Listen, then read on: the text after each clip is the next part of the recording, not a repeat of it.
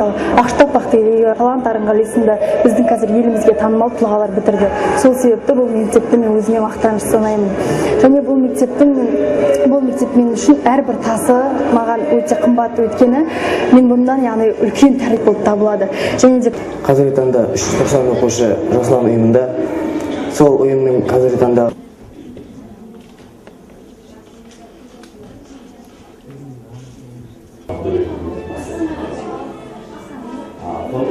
бұл пікірді біз ата-ана ретінде қолдаймыз.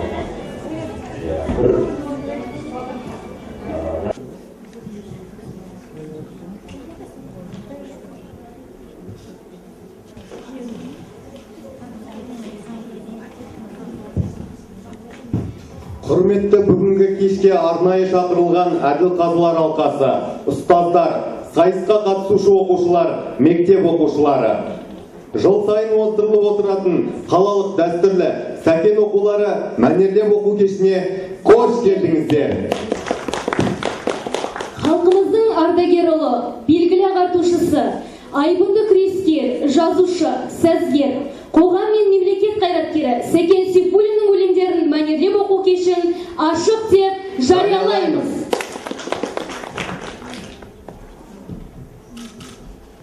Сәкен Сейфуллин сырсандық, досқа жазған хаттан. Шырқайналар шіркін тауық, жемің болса қолында. Қайдағысы сені тауып топырлайды жолында. Досың мүнде ант береді, жеміз деген жанама. Жем таусылса, жалт береді, сенерлік дос санама. Нағыз достар бір-ақ қалып, шындап берік сүйскен, бір-біріне сұрақтарып, сырдыйын түйіскен. Әр адамның ішкі сыры, бір қойма сақталған, сол қойманың бір түкпірін достың досы ақтарған. Кей ашуға сол түкпірді іздейді жан жақынын, шерледі жан сырлы жырды, сырлашанын шақырып. Сөзім сал, достың тыңда, тыңда досым ойлап ал, түрлі сыр бар сол бір шында, сол бір шында ойма бар. Бір сандық бар, ол сандықта бір сандық, сырдың кілті қол сандықта, қол сандықта сыр сандық, сыр сандықта ашып қара сырласын, сым пердені басып қара шырласын. Сұлу сымды пернебені сұрайтар, көңіл ашар тербебені сайтар.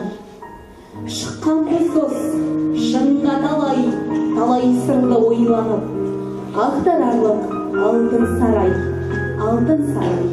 қойма.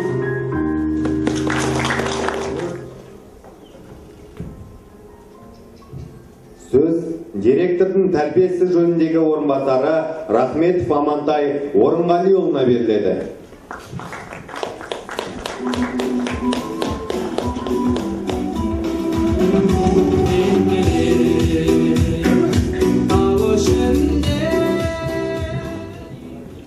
Қайырлы күн, құрметті бүгінгі біздің мектебімізге, дәстүрлі мектебіміздің Сәкен оқулары 2016 сайысына жиналған қатысушы оқушылар және әділ-қазылар мүшелері. Бәріңізге қош келдіңіздер.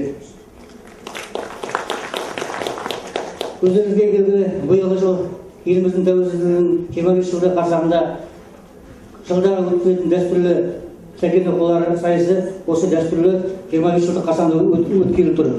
Енді Сәкен туралы бәріміз де білеміз. Сәкен 20 ғасырдың еліміздің ерекше тұлғасы, мемлекет қайраткері, қазақ әдебиетінің бірегей тұлғаларының бірі. Сәкеннің өзінің кезеңінде істемеген еңбегі жоқ оқушылар, қатысушылар, оны бәріміз де белгілі. Яғни қиын жағдайдың бәрінде Сәкен өзінің еңбегін салды. Елімізді еліміздің басқарушы тұлғасы болды. Және де сол басқарушылығымен қоймай, өзінің өнерінде, әндерінде жазып кетті. Былай қарап тұрсаңыз, бір адам бойына барлық қасиетті меңгерген адам болды. Сәкен бүкіл қазақ елі біледі. Және Сәкеннің біздің батыс еліне істеген еңбегі өте зор. Оның бірі Сәкен Сейфуллин атындағы дарынды балаларға арналған мамандандырылған қазақ мектеп-интернат кешені. Салып кеткеніне, ашып бергеніне 92 жыл толып отыр. Сол 92 жылдың ішінде еліміздің әртүрлі мемлекет, қоғам, өнер қайраткерлері шықты осы мектептен. Яғни орталық Қазақстанда дүниеге келіп, Қазақстанның барлық жерін аралап, осы батысқа келгенде 1923 жылы. Оны сіздер білесіздер, осы жерге келіп, бірде-бір қазақ мектебі жоқ деп, өзі қазақ мектебін ашу ол кезінде өте қиын. Бірақ сол қиындықтардың бәрін жеңіп, осы жерден Орал қаласынан ең бірінші қазақ мектебін ашып кеткен Сәкен Сейфуллин еді.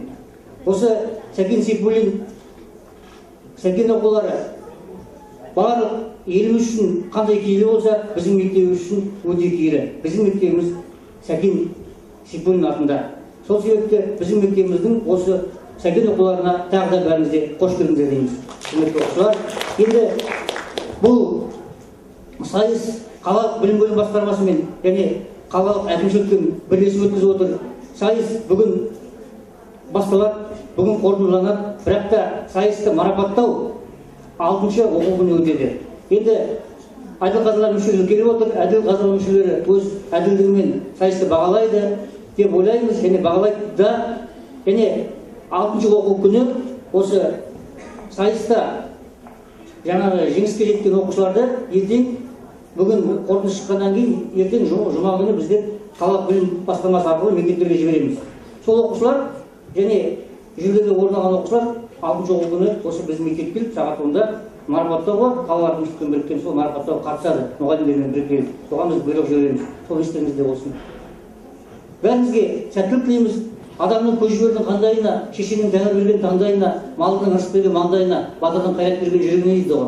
Осы Сәкен ағамыз елімізге қандай еңбек сіңірсе де, сіздер де Сәкен оқуларына Сәкен танушыларсыздар ғой. Бәріңіз де білесіздер, ол кісінің жан-жақты екенін, ол табиғатқа да, ол жан-жануарларға да, ол адамға да, ол мемлекетке де барлық жағынан өз қабілетін меңгерген адам. Сондай сәттілік тілеймін, нәтижеге жете беріңіздер, яғни жақсы дайындалып келіңіздер, орын алыңыздар, әділ қазылар, әділ бағалаңыздар, сәттілік тілейміз бәріңізге. Қалалық Сәкен оқулары мектебімізде жыл сайын өткізіліп отыратын дәстүрлі шара. Бүгінгі қалалық Сәкен оқуларына 5-11 сыныптар аралығындағы өлең құдіретін түсінетін, Сәкен өлеңдерін қадір тұтатын оқушылар қатысып отыр. Бұл байқаудың шарты өздеріңізге мәлім. Оқушы Сәкен Сейфуллиннің өлеңдерін, Сәкен ағаға арналып жазылған өлеңдерді және ақынға арналған өз өлеңдерін нақышына келтіре, мәнерлеп, жатқа оқиды. Сәкен өлеңдерін орындау шеберлігіне, дауылпаз ақын шығармаларына лайықталып салынған суреттерге қарап отырып, әділ қазылар алқасы өз бағасын береді. Қалалық Сәкен оқуларының өткізілуіне орай балалардың өнерін бағалайтын арнайы әділ қазылар алқасы құрылды. Әділ қазылар құрамымен таныстырсақ. Сәкен өлеңдерінен поэмалар гимназиясының қазақ тілі мен әдебиет пәні мұғалімі, комиссия мүшелері Ығылманова Шынар Рамазанқызы, номер 11-ші дарынды балаларға арналған мектеп-интернат кешенінің қазақ тілі мен әдебиет пәні мұғалімі, Гумарова Дина, номер 1-ші жалпы орта білім беретін мектептің қазақ тілі мен әдебиет пәні мұғалімі. Дауылпаз ақын туралы белгілі ақындардың өлеңдерін, поэмаларынан, драмалық шығармаларынан үзінді жатқа мәнерлеп оқу бойынша комиссия құрамы.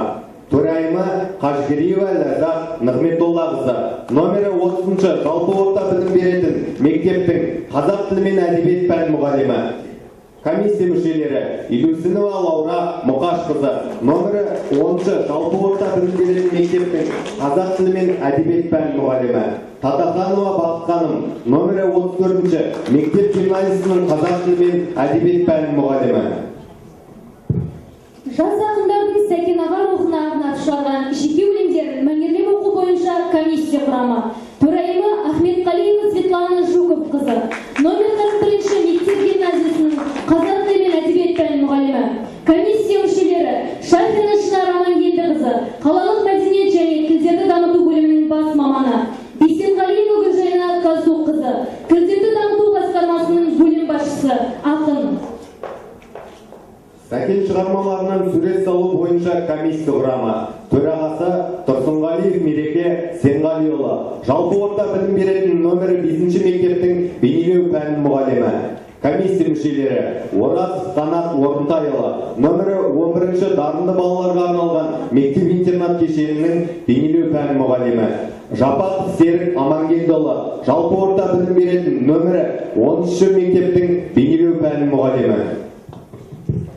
Сәкен әндерін орындау бойынша комиссия құрамы. Төрайымы Қожахметова Перизат Аманжолқызы. Номер 11-ші дарынды балаларға арналған мектеп-интернат кешенінің өнер бөлімінің мұғалімі. Комиссия мүшелері Мұхамбетқалиева Сәуле Амангелдіқызы. Жалпы орта білім беретін номер 1-ші мектептің музыка пәнінің мұғалімі. Жақыбалиев Серік Рақымұлы. Номер 11-ші дарынды балаларға арналған мектеп-интернат кешенінің өнер бөлімінің мұғалімі.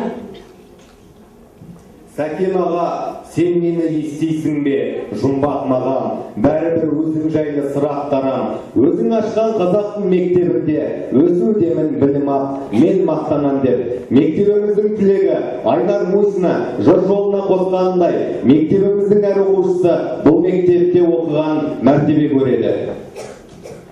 Қазақ кеңес әдебиетінің негізін қалаушы, 8 қырлы бір сырлы Сәкен ағамыздың өмір жолы мен өнерпаздылығына көз салғанда қазақ тарихының ұлы өзгерістерінің көп қырларын аңғарамыз. Сарыарқаның Ор, Аба таулары мен Есіл Нұра өзендерін жайлаған саятшы Сейфулланың отбасында 1894 жылы 15 қазанда Сәкен жарық дүниеге келген. Ауыл молдасы Ағашаяқтан сауатын ашқан Сәкен 1905 жылы Мәртеге келіп, орыс қазақ мектебіне түсіп, 1908 жылы Мектепке 1964 жылы 22 мамырда Сәкен Сейфуллиннің есімі берілді. Ақынның өзі айтқандай, сөзіңнің жылдан жылға қадір асты, оқуға құмар қылды талай жасты. Құмар қылған кеудесі сәулелі арып, айтпаймын ақылдағы шұбаймасты. Саналы көз ашыққа сөзің алтын, санасызға жел, сөз соққан салқын. Ойында санасыздың еш нәрсе жоқ, ілгері бассын десен қазақ халқым.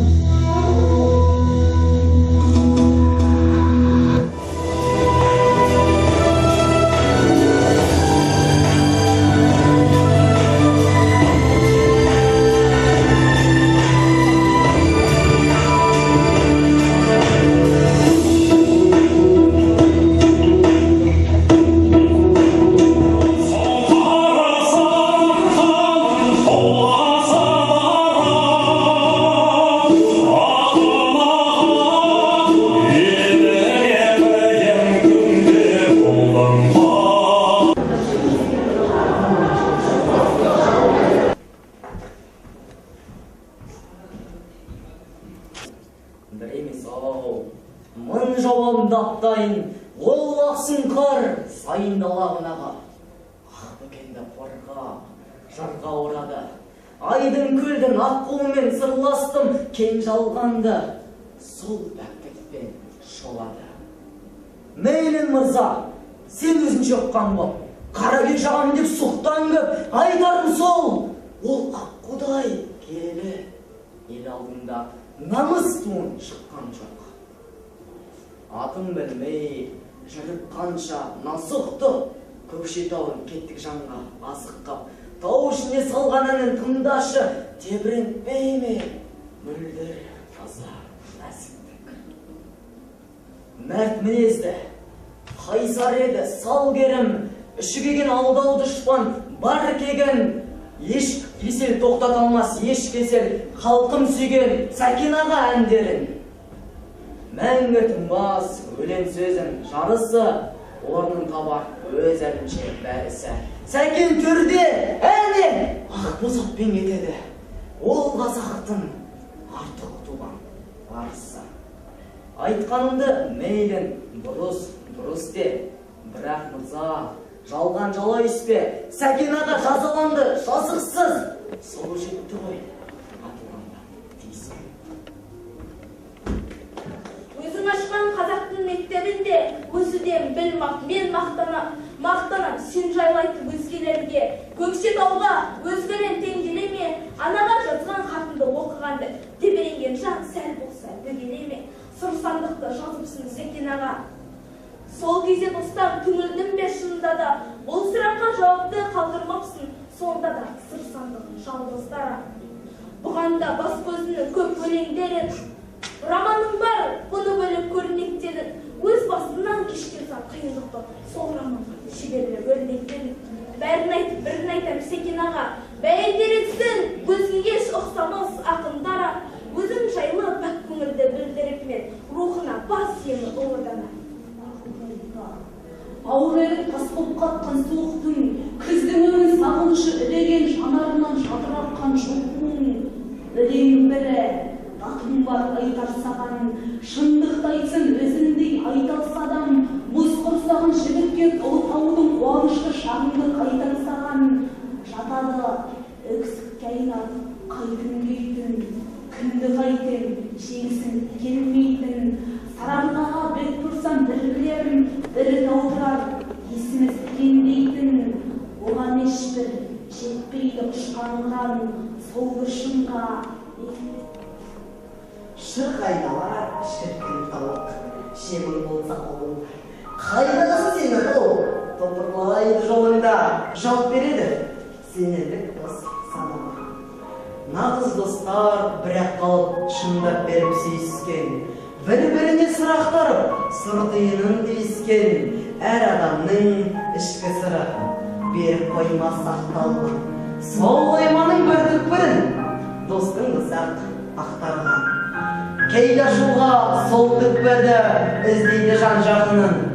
Шертеді жан сырлы жырды, сырға шанын шақырып.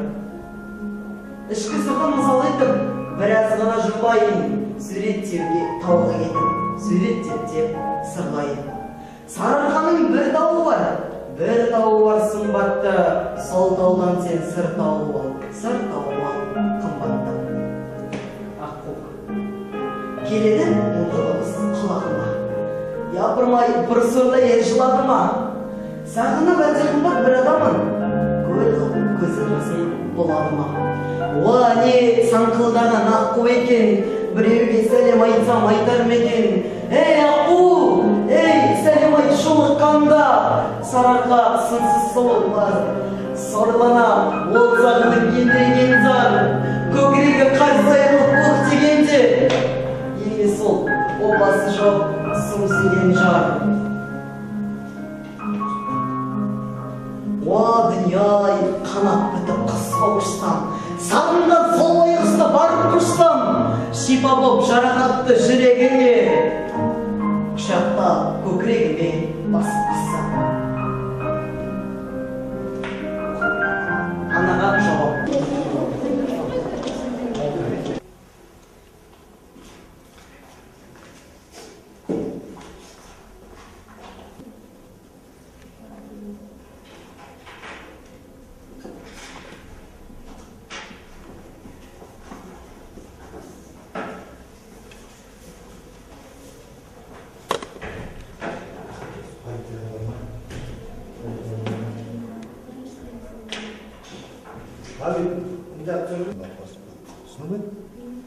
Бәрі атасты ма? Саған бәрі керек өсіп кішкентай алдың ғой, болды міне.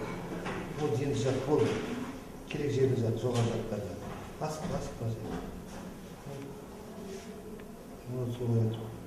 Сосын мыналарды мысалы кішкене көп күн болғаннан гөрі азар ақ қосып жасаған жақсы ба, дей ма? Ол жасайды. Бірнеше картин салып отырсың ғой. Бірнеше картин. Қашан өстісің? Ертең. Қаладың ба? Кешкі